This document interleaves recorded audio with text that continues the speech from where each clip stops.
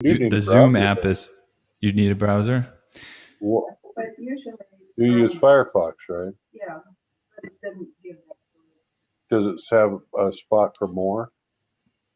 That's okay, I'll just sit in the hall. But then we can't All see right. what you Oh, look you like. don't want to see me. I do too. But she could come in and snuggle on the screen if she wants There to. you go. There's no problem. I don't think we mind. All right, I'm going to let people in here, and we'll get started. I want to listen to it. If she needs a couple tips, just let me know along the way. See if I can help. All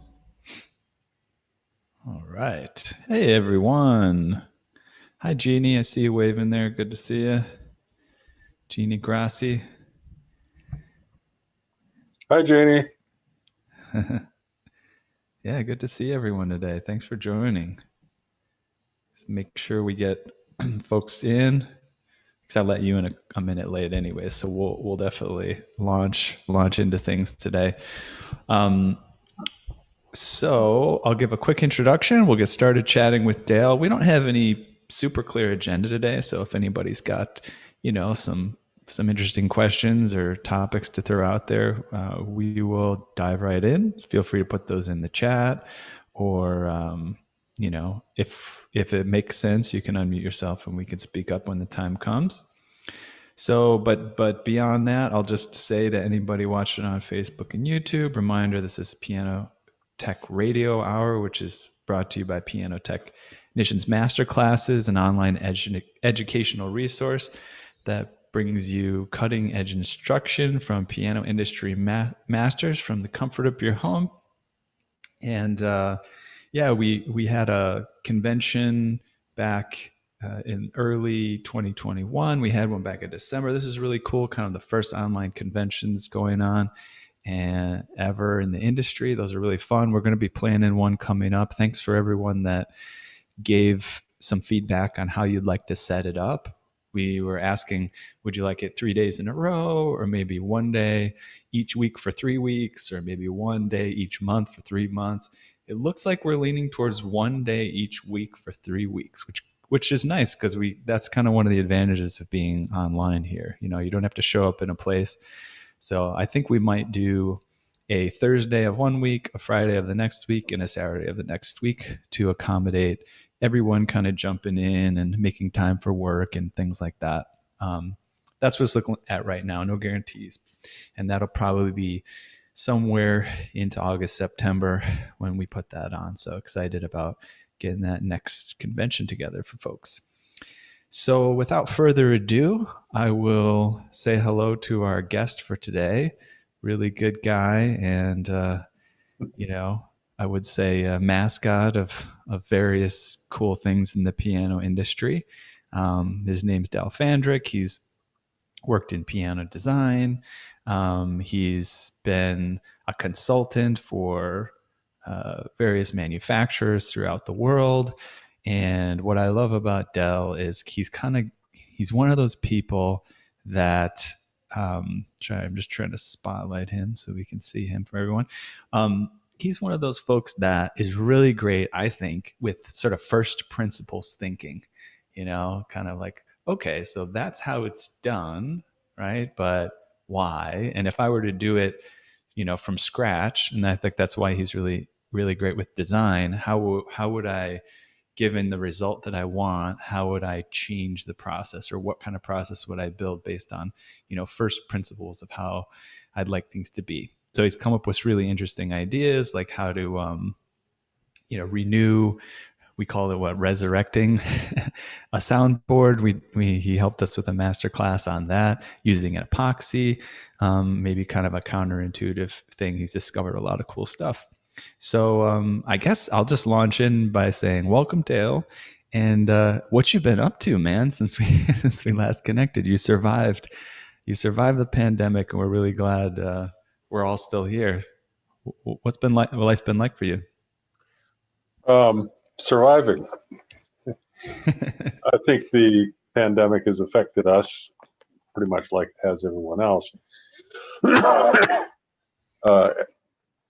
we were being particularly cautious because with my lungs being like they are, it was pretty much a foregone conclusion that if I got it, I was going to, at the very least, end up in the hospital, and I probably wouldn't have come out.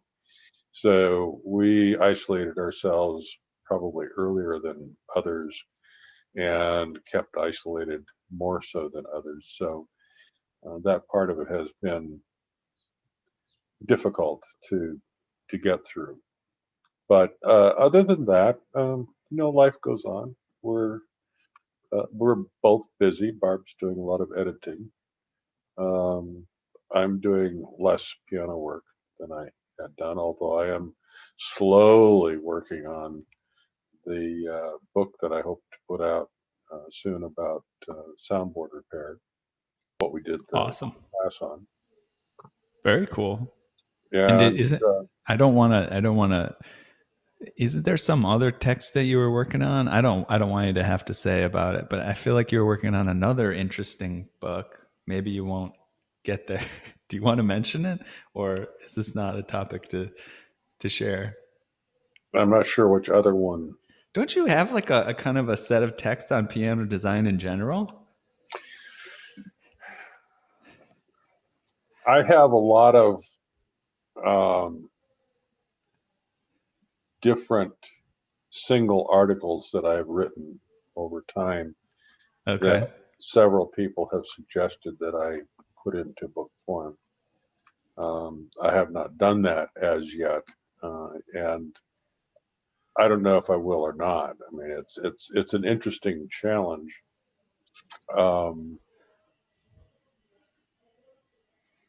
Yeah, it's possible. Let's just say it's no pressure. It's a possibility. No pressure. I mean, having talked to Mario Egrek about his whole process of putting together, his book, I know it's a complicated and grueling process to put together anything. So, yeah, no pressure on that. But I have, so people are already private messaging me some interesting questions. I've got a handful already. So let's jump in and see.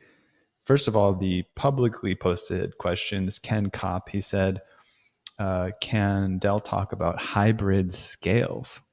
Got anything interesting to say about that? Well, this is a relatively recent additional tool to our set of tools that we can use to help. First of all, its most immediate application is in helping some of the really horrendous short piano scales that are out there.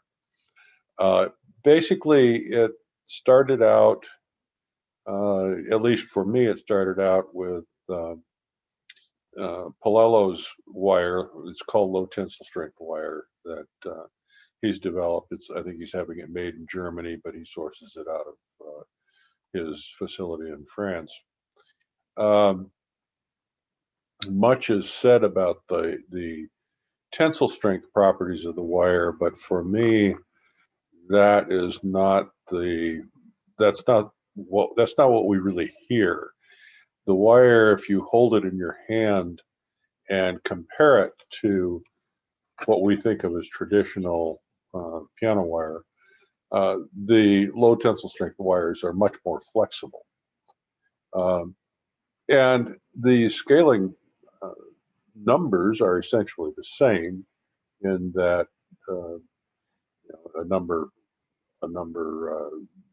17 wire traditional wire and a low tensile wire of the same length and same diameter are going to have essentially the same tension, but the breaking strength is considerably different. The breaking strength of the low tensile strength wire is much lower. It'll break more easily. Where this wire seems to be the most effective, that's not an issue because it's really more effective in for example, the low tenor sections of a piano. I've used it in some very, very short scales, 5 foot, 5'2", 4'10" scaling. There are some that are particularly notoriously badly designed scales, like the little short Yamahas of a couple of decades back. Pianos that we used to simply swap out the lowest, I don't recall now, 4 or 5 or 6 notes in the low tenor with bichords and to convert them over. There's some success can be had by just substituting the low tensile strength wires with, or the standard wire with low tensile strength wire. And the tone is not the same as it would be if it were a reasonably designed scale, but it is a lot less bad. I've set some of these up as direct comparisons on my string testing machine, and you can definitely hear the difference between the two types of wire. So there is something definitely happening there. A number of very good rebuilders are now incorporating these just automatically in pianos. Another application for it is as core wire particularly for monochords on short pianos, where flexibility is a real problem. It can make the low bass, the monochord section of a short piano sound a lot less bad than it otherwise would have. So yeah, I think it's something that if you're restringing pianos, it's definitely worthwhile. He has several different types, and Plolo has a fairly good website set up. In fact, you don't really need to know much about scaling at all. You can use his what it's called, I think, a typogram, to feed in the lengths of the wires that you're working with, the speaking length of the wire that you're working with, and the diameter of the wire, and his typogram will tell you what type of wire should be used. Type 0, type 1, type 2, etc. So yeah, I would not restring a short piano or even a mid-sized piano for that matter without using some low tensile strength wire now. So everything that I've done recently has been hybrid. I was curious, like a follow up on that, just the types of strings and the lengths and how this all plays out. We had David Clavins of Clavins Piano give a lecture at the last online convention we did this year. Have you explored what he's doing at all? You aware much of Clavins? A little bit. I haven't seen any of his pianos personally, but yeah, they're very interesting. I have to appreciate stretching the envelope and exploring new ideas. Whether they seem practical or not is really irrelevant in that sense. I would love to be able to go over and see and hear some of the instruments he's installed. I see a question up above about publishing and editing the book Piano Tone Building. Mm-hmm. That book has been out for some time, and it's available through PDG or it's available directly from us. Just send my wife an email or a text, and we can get it out to you. Yeah, we can put her email in the chat. Maybe. What is it? BJ Fandrick or something? BJ Fandrick at hotmail.com. Put it in there right now. Oh, make Yeah, sure I send that to everyone. Explain the book a little bit. That would be good. Well, like, tell people why you put it together and kind of what was the purpose. The reason I put it together is there's a lot of very interesting information. I first read the book when I was just beginning to learn about pianos, and it taught me a great deal of misinformation about piano design. But it was state of the art in 1916, 1917, 18, 1919. The book is a stenographic record of the series of meetings that were held with what they called piano technicians, which these people were really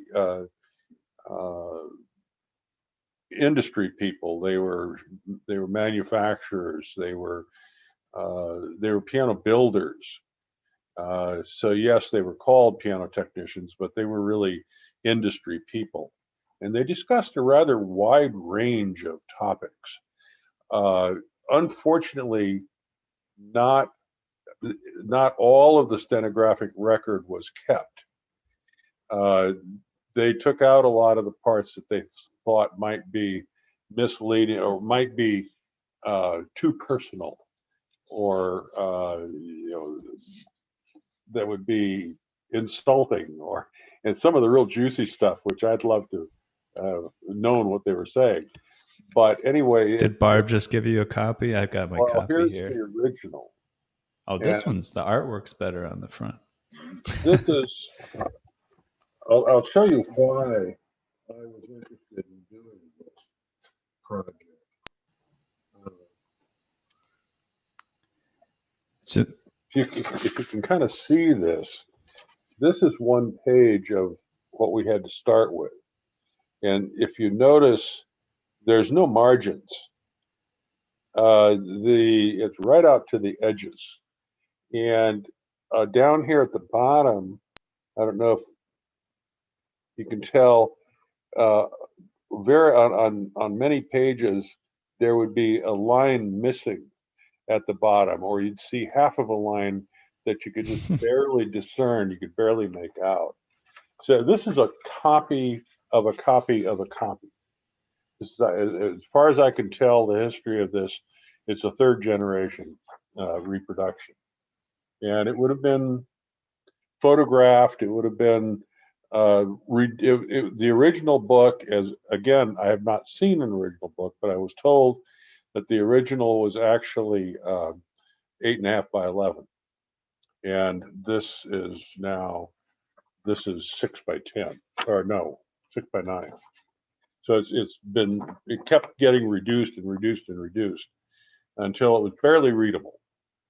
So what we did was to scan it. We came up with this, and here's the way this one looks inside, if you can see that. Yeah. So in the other version, you didn't have it like as well organized as to who was speaking and things like that. Yeah, it's completely reset. We scanned it, edited it several times. I edited it. Barb edited it, and then I learned enough about page design, and we bought a package from Adobe called InDesign, and learned how to use that well enough, at least, to put this book together. So the type style is large enough so that my somewhat less than youthful eyes can read it. And I've added, oh gosh, I don't remember now, several hundred footnotes at the bottom of the pages, correcting some of what I believe to be the worst errors. We didn't change the original text at all. The original text is as it appears in the original book. I didn't feel that it was appropriate to make any corrections other than spelling corrections, and filling in words that were missing at the bottom of the page. You'd have sometimes like a half of a sentence and it wasn't there, so I had to kind of guess, give it my best shot as to what might have been there. And then I did a new chapter on soundboard function, because there's a lot of misinformation there about how soundboards work. The authors go into a great deal of detail about this vibrating disc that's found in the cell of the wood, the wall of the wood cell in the tree. and how that amplifies the sound. And there's just a lot of stuff that we know better now. We don't believe that stuff anymore. Yeah, there is something, and I think that's interesting for you to call out too, because it's sort of like it's like a reference point of a piece in history of the piano industry. It's definitely a piece of history, and I appreciate it as much as a piece of history. It talks about certain woods that are not going to be available because they come from the warring countries. Oh, what warring countries? Well, what was going on in 1916? Um, they were looking forward to the time when the war was over because all of these other countries, their manufacturing facilities were being destroyed, and America was going to be the only industrial nation on earth that was going to be able to supply the world's needs of for pianos. Uh, they were looking forward to the day at the time in some of these cities where piano factories are located. Water was somewhat dangerous to drink.